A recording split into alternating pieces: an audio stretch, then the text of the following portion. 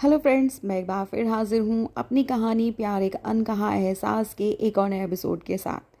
अब हमने आखिरी कहानी में सुना था कि कैसे मोहन अपनी राधा और अपने बच्चे को मिलने की जिद पकड़कर बैठ जाता है। वहीं ना चाहते हुए नर्स उसको उनसे मिलाने लेकर जाती है, लेकिन बातों बातों में नर्स के मुंह से निकल जाता है कि राधा उससे अभी भी बहुत प्यार करती है।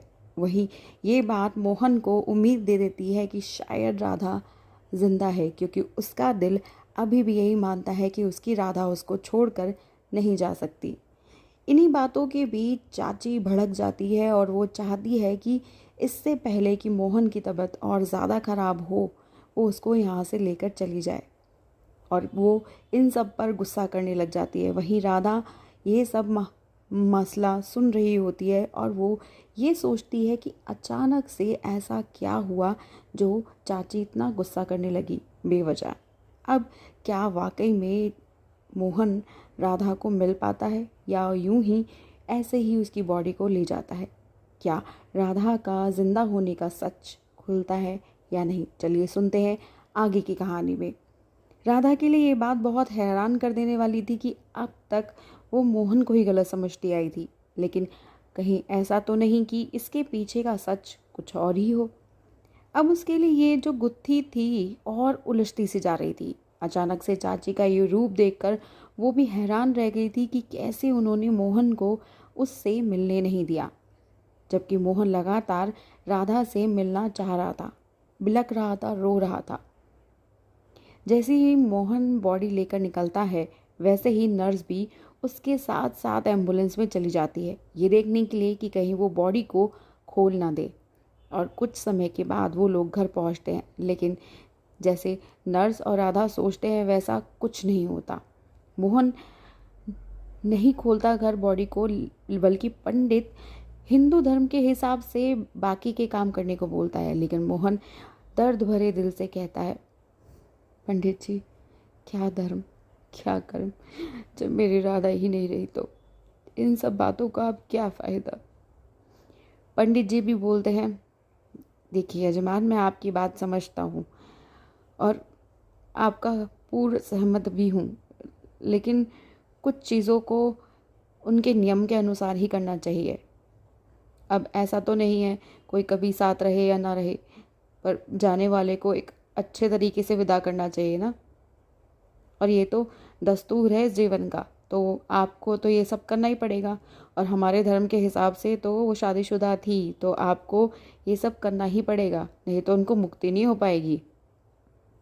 अब मोहन मन ही मन अपने आप को कोसते हुए कुछ समय के लिए जैसे मानो जम सा गया हो और सोचने लगता है कि काश मैंने इस दिन तुम्हें पागल खाने नहीं भेजा होता, काश मैं तुमसे एक बार मिल लिया होता, काश कहीं हम दूर चले गए होते इस भीड़ से, अलग कहीं, तो मैंने तुम्हें खोया नहीं होता, जैसी भी होती तुम मेरे साथ होती। अब तो ऐसा लगता है जैसे अब कुछ रहा ही नहीं, सब तुम्हारे साथ चला गया हो। तुम्हारे उस पागलपन को वजह समझकर मैंने सब खत्म कर दिया। गलती मेरी थी, जब मैंने तुम्हें 7 जन्म निभाने का वादा किया था, तो मैंने तुम्हें ऐसे बीच मझधार में क्यों छोड़ दिया। मैं तुम्हारा इस जन्म में साथ नहीं दे सका। तभी पंडित जी मोहन को टोकते हुए बोलते हैं, जजमान, आप जल्दी करें, क्योंकि अगर रात हो गई तो हम इस बॉडी का अंतिम संस्कार नहीं कर पाएंगे। मोहन जी, आपको अपनी भावनाओं को संभालते हुए सभी काम करने होंगे, क्योंकि आपके होते ही ये काम और कोई नहीं कर सकता। मोहन भी पंडित के सामने रोते हुए दुखी मन से बोलता है, जैसा आपको सही लगे, बस मैं अपनी राधा को और तकलीफ नहीं देना चाहता। आपको जो भी करना है इसी पर कर लीजिए।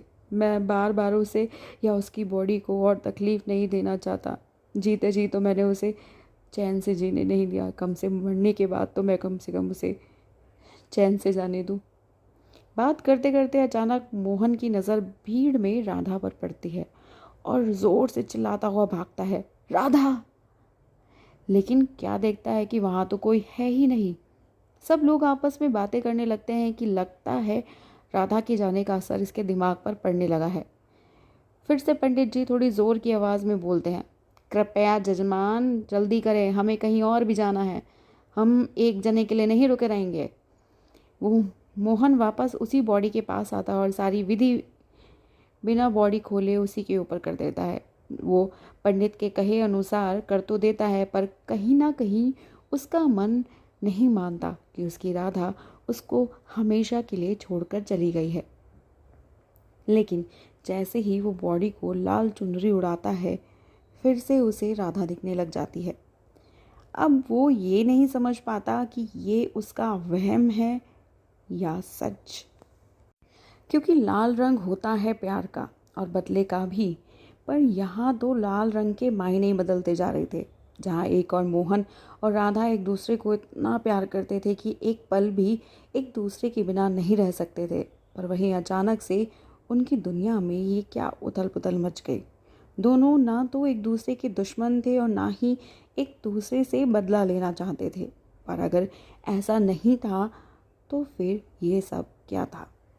राधा ये सब सोच ही रही थी कि ये सब क्या है, या ऐसी कौन सी कड़ी है जो हम दोनों को एक नहीं होने दे रही है, या हमारे एक हो जाने पर किसी को कोई खतरा या नुकसान हो सकता है। वो समझ नहीं पा रही थी कि हो क्या रहा है उसकी ज़िंदगी में। मोहन क्यों नहीं चाहता था कि वो इस बच्चे को जन्म दे? क्यों हर बार उसके बच्चे के होने से पहले ही वो उन्हें मार डालता था? ऐसी क्या वजह है कि जो मोहन ये सब कर रहा था, जिसके आगे उन दोनों का प्यार भी कमज़ोर पड़ता जा रहा था? इधर राधा ये सब सोच ही रही होती है, वहीं मोहन भी कुछ इसी सोच में पड़ा हुआ था और अपनी दिल की गहराइयों में झांकता हुआ कुछ बिलखता हुआ सा रोते हुए ज़ोर से चिल्लाकर बोलता है, मेरे प्यार में आखिर ऐसी क्या कमी रह गई थी जो राधा हमारे बच्चे को मारने के लिए पागल हुई जा रही थी, जबकि वो तो खुद ही बच्चा चाहती थी। हमारे प्यार की निशानी हमारे पास हो, पर अचानक उसे ऐसा क्या हो गया? मैं कुछ समझ नहीं पा रहा हूँ कि मेरे प्यार में ऐसी कौन सी कमी रह गई थी, या राधा के लिए मेरा प्यार बदल गया था।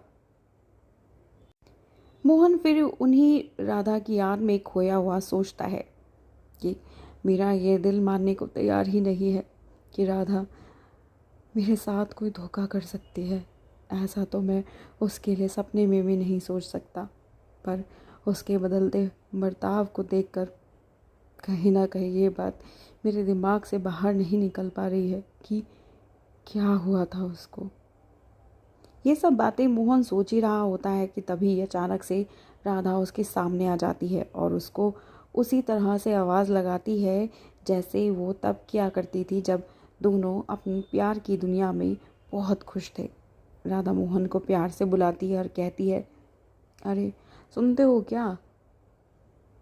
मोहन एक बार तो सकपका सा गया।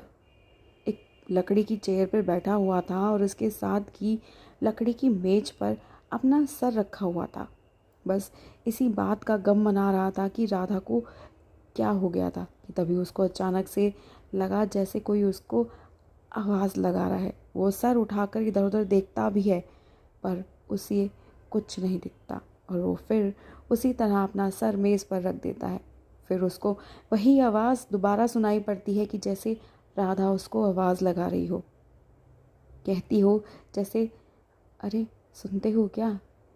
मोहन फिर उठकर इधर उधर देखता है कि कहाँ से वो आवाज़ आई और अपने कमरे के दरवाजे तक भी जाता है, लेकिन पहले की तरह उसे कुछ नहीं दिखता। मोहन फिर वापस अपनी जगह आकर बैठ जाता है और अपने मन में सोचने लगता है कि राधा के जाने का असर अब उसके दिमाग पर भी होने लगा है। मोहन कुछ बड़बड़ाने लगता है कि तभी अचानक से उसकी चाची आ जाती है और बोलती है, क्या हुआ?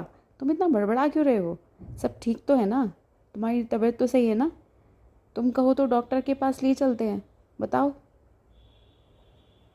अब ये मोहन को क्या वाकई में कोई बीमारी है, या वाकई में राधा उसके पास उससे मिलने आई थी, या उसका वहम है?